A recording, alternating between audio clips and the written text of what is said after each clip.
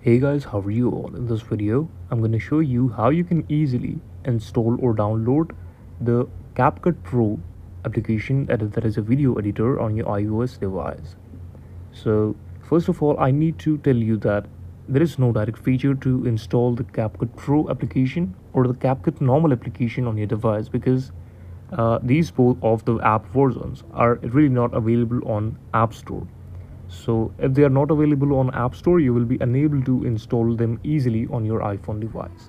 But instead, you can use your Android phone. You can download them from the Play Store because they are available there on the Play Store, but they are not available on App Store for iOS devices. Now, if you only want to install it on your iOS device, what you need to do is you can take a reference to the third-party website called Scarlet that will help you to install any of the application of any of the Android application on your iPhone's device. That will help you in this.